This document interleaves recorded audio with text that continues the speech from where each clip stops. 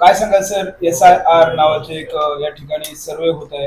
नेमकं या सर्व विषयाचं काय आहे नेमकं पूर्ण जनतेला कशा पद्धतीने सांगू इच्छितो? सर्वात प्रथम मी तुमचा आभार प्रकट करतो, कारण की मी तुम्हाला ह्या विषयासाठी इथे बोलवलेलं आहे. कारण हा विषय हा एकदम अत्यंत महत्त्वाचा विषय आहे आणि ह्या विषयामध्ये दोन गोष्टी महत्त्वाच्या आहेत की लोकांना आम्हाला अवेअरनेस द्यायचे, एक राजकीय पक्ष म्हणून पण आणि एक जागरूक नागरिक म्हणून पण. कारण काय झालं आहे की आता SIR चालू झालेलं आहे, पण अनेक लोकांना माहीत नाही. तर SIR हे स्पेशल इंटेन्सिव्ह रिव्हिजन असा पण हा प्रोग्राम आहे. म्हणजे हा SIR म्हणजे एक प्रकारे आपण ज्या याद्यामध्ये जे प्रॉब्लेम्स आहेत त्या गोष्टीवर शुद्धीकरण करायचे, की जे डुप्लिकेट नावं आहेत, मरण जे डेथ झालेली लोक आहेत, मरण झाले तरी पण त्यांची नावं आहेत, शिफ्ट लोक झाले तरी पण त्यांची नावं आहेत, काही नावं डबल आहे. तर त्याचा एक सिम्पल फॉर्मॅट आहे ASDR. म्हणजे ए म्हणजे ॲबसेंट वोटर असेल त्यांना काढून टाकणे, शिफ्ट झालेले वोटरांना दुसरीकडे जिथे शिफ्टिंग त्यांची झाली तिकडे नाव ट्रान्सफर करणं, डी म्हणजे डेथ झालेल्या लोकांची नावं काढून टाकणे, आणि आर म्हणजे रिपीटेड म्हणजे दुबार मतदार. तर ह्याचं सिम्पल बेसिक SIRचं हेच म्हणणं आहे की तुमचे जे लिगल वोटर आहेत ते यादीमध्ये राहिले पाहिजेत, आणि जे इलिगल वोटर आहेत ज्यांचे काही पुरावे नाहीत किंवा त्यांच्याकडे कुठल्या गोष्टी नसून सुद्धा ते या यादीमध्ये घुसलेले आहेत, किंवा जे डेथ पण झाले तरी पण अशी लोक राहिलेली आहेत, ती नावं कमी होऊन आपली यादी शुद्धीकरण करण्याचं काम सरकारच्या मार्फत महाराष्ट्र सरकार आता 22 राज्यात चालू आहे. तुमच्या माहितीचं सांगतो, आता 1 मार्चपासून 22 राज्यात एक कार्यक्रम चालू झालेला आहे, आणि त्या 22 राज्यामध्ये महाराष्ट्र एक राज्य. ह्याच्या अगोदर पश्चिम बंगालमध्ये, उत्तर प्रदेशमध्ये, गुजरातमध्ये ऑलरेडी SIR झालेला आहे. तर SIRच्या ह्या दोन खास करून स्टेप आहेत. मी लोकांना सांगण्याचं कारण हे आहे की लोकांना समजावं म्हणून. SIRच्या दोन गोष्टी आहेत, दोन स्टेप आहेत. एकूण पहिल्या स्टेपमध्ये गव्हर्नमेंटने, इलेक्शन कमिशनने आपल्या मीरा भाईंदरमध्ये प्रत्येक बूथमध्ये, म्हणजे बूथ म्हणजे आत्ता आलेल्या महानगरपालिकेचे बूथ नाही, विधानसभेचे बूथ, विधानसभेमध्ये जे बूथ आहेत त्या बूथप्रमाणे BLO आपण केलं. BLO म्हणजे बूथ लेवल ऑफिसर.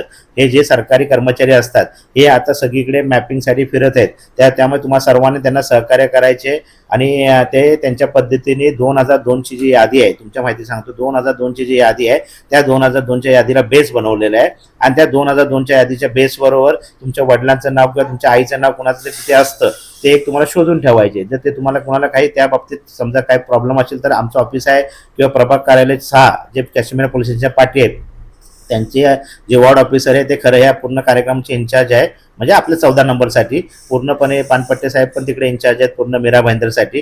तसे प्रत्येक डिपार्टमेंटचे त्यांनी इन्चार्ज पण ठेवलेले इलेक्शन कमिशनमध्ये. तर तुम्हाला काही प्रॉब्लेम असेल तुम्ही आमच्या ऑफिसमध्ये पण येऊ शकता, राजकीय ऑफिसमध्ये कुठलेही जाऊ शकता, आमच्या पण येऊ शकता, किंवा तुम्ही तुमच्या वॉर्ड ऑफिसरमध्ये जाऊन पण तुमची माहिती घेऊ शकता. प्रत्येक बूथला एक BLO अपॉइंट केला, त्या BLOशी तुम्ही संपर्क साधू शकता, आणि तुमची मॅपिंग झाली की नाही सर्वात पहिलं तर तुम्ही बघणं हे गरजेचं आहे, तुमची मॅपिंग झाली आहे की नाही. कारण मॅपिंग करणं गरजेचं आहे. भरपूर लोकांना अजून माहीत नाही की आपली मॅपिंग म्हणजे काय, अनेक गोष्टी आहेत. तर ते BLOचे नंबर पण आमच्याकडे आहेत, ते पण आपण फेसबुक मार्फत मी थोड्या 1-2 दिवसात डिस्प्ले करेल सर्वांचे नंबर, जेणेकरून तुम्ही डायरेक्ट त्यांच्याशी संपर्क साधू शकता. इव्हन आम्ही असा प्रयत्न करतो चारी नगरसेवक म्हणून की इथे एक वैष्णव आपल्या एक कम्युनिटी हॉलमध्ये सर्व BLO ना, सर्व म्हणजे आपल्या चेना काजूपाडापासून ते खास करून मी 14 नंबरला सांगेल कम्युनिटी हॉल आपलं DB रियालिटीपर्यंत जेवढे बूथ आहेत आमचे 28 बूथ आहेत, त्या 28 बूथच्या BLOना आम्ही इकडे बोलवण्याची व्यवस्था करतो. बहुतेक ह्या शनिवारी करण्याचा प्रयत्न आहे, पण नाही झालं तरी पुढच्या शनिवार रविवारी आम्ही त्यांना बोलून ते करू. तर ह्या 2 स्टेप आहेत मी जसं सांगितलं त्याप्रमाणे. पहिली स्टेप आहे मॅपिंग, जे BLO अधिकारी करतात म्हणजे सरकारी अधिकारी करणार, आणि त्यानंतर जर दुसरी स्टेप आहे ते तो एन्युमरेशन फॉर्म असतो, तो फॉर्मचं वाटप हे लोक करणार आहेत. प्रत्येक घरात ते 3 वेळा व्हिजिट करणार. या 3 वेळा व्हिजिटमध्ये जर आपण घरात अवेलेबल असेल तर ते त्याचं रजिस्ट्रेशन होणार, ते फॉर्म घरात येऊन देणार, तुम्हाला 5 फॉर्म देणार. आणि ह्यात अजून एक ॲडव्हान्टेज आहे, म्हणजे की तिथेच तुमचं ऑन द स्पॉट तुमचं 18 वर्षाच्या वरचं कोण असेल नवीन मतदार तर त्यांना पण तुम्ही त्यात ॲड करू शकता. आपल्या अगोदरची नावं ती तर करायचीच आहे मॅपिंग, प्लस त्यांना पण ॲड करू शकतो. त्यामुळे माझं सर्व नागरिकांना, खास करून काशीमेरा प्रभाग 14 मधील सर्व नागरिकांना आव्हान आहे की तुम्ही स्वतः जागरूक राहा. आपले नाव वोटिंगमध्ये आहे म्हणून तुम्ही सोडून देऊ नका. आपलं नाव परत वोटिंगमध्ये राहणं गरजेचं आहे. त्यासाठी ज्या ज्या गोष्टी करायच्या SIRमध्ये त्या तुम्ही गोष्टी करा. तुम्हाला कुठल्याही प्रकारचं अगर काय वाटले म्हणजे त्रास किंवा कुठल्याही प्रकारचं तुम्हाला अधिकाऱ्यांनी काय सहकार्य नाही केलं तर तो आमचा ऑफिस इथे तयार आहे. 4 नगरसेवक तयार आहेत. इव्हन विरोधी पक्षनेते, विरोधी पक्षातले पण काही कार्यकर्ते किंवा त्यांचे पदाधिकारी नेते असेल त्यांच्याकडे तुम्ही संपर्क कुठे पण जावा, पण तुमचं नाव तुम्ही सेव्ह करून घ्या, हे आमचा उद्देश आहे. आणि त्या उद्देशासाठी हा आज मी व्हिडिओ तुम्हाला खास करून बनवलं. अनेक गोष्टी होतात पण ह्या गोष्टीत लोकांचा अवेअरनेस अजून भरपूर झाला नाही, आणि सरकारी जे आहे यंत्रणा त्यांनी पण पाहिजे तसं अजून काय त्याचा अवेअरनेस केला नाही, ते करण्याची गरजेचं आहे. म्हणून आम्ही आमच्या पद्धतीने हे अवेअरनेस करतोय. तर SIR आपल्या पूर्ण महाराष्ट्रात चालू झालेलं आहे. सर्वांनी हे आपण करून घ्या, कारण आता मॅपिंग जिथे होईल तिथेच तुमची मॅपिंग होणार आहे. मग जर दुसरीकडे नाव असेल तर ते दुसरीकडचं नाव तुमचं कदाचित जाऊ शकतं. त्यामुळे मॅपिंग तुम्हाला जिथे करायची, जिथे तुम्हाला ओढ द्यायची तिथे तुमची मॅपिंग करून घ्यावी ही विनंती आहे. सर किती दिवसाचा हा उपक्रम असणार आहे? तसं बघायला तर हा 60 दिवसाचा उपक्रम आहे, पण ज्या पद्धतीने सरकारने निर्देश दिलेत किंवा इलेक्शन कमिशन निर्देश दिलेत की जे BLO आहेत त्यांना कंपल्सरी सांगितले की 50% मॅपिंग त्यांनाच करायचे.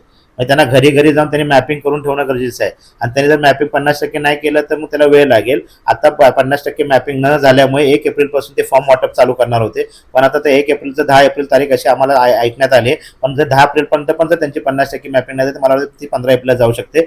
खरं प्रोसेस नंतर जेव्हा फॉर्म वाटप चालू होणार घराघरात जाऊन तेव्हा ते चालू होणार आहे लोकांचं सहभाग. पण मॅपिंगसाठी पण आपण स्वतःहून जर BLOला फोन केला तर ते पण करून घेतील, जेणेकरून मॅपिंग झालं की जो फॉर्म असतो तो प्रिंटेड होऊन येईल तुमचा वरतूनच. आणि जर मॅपिंग नाही झालं तर तुम्हाला सगळं मॅन्युअली भरायला लागेल, ते येतील घरी तेव्हा त्यांची वाट बघायला लागेल. आणि त्यात मी खास करून प्रत्येक राजकीय पक्षाला BLA-2 अपॉइंट करायचा असतो. BLA-2 जो असतो तो त्याचा अर्थ काय असतो की तो BLA-2 त्यांना सपोर्ट करतो कोणाला, BLOला. कारण BLOला सर्व माहिती नसते आपल्या एरियाची. तर राजकीय पक्षाचे जे पण लोक आहेत त्यांना पण मी विनंती करेन की त्यांनी BLA-2 पण अपॉइंट करायचं. जसं आम्ही आमच्या पक्षाचे सर्व BLA-2 अपॉइंट केलेले आहेत आणि ते आता त्यांना पण आम्ही कामाला लावले आहेत. त्यांना पण अधिकार असतो की तुम्ही एका दिवसात 50 फॉर्म सगळ्यांकडून लोकांकडून कलेक्ट करून ते BLOला तुम्ही देऊ शकता.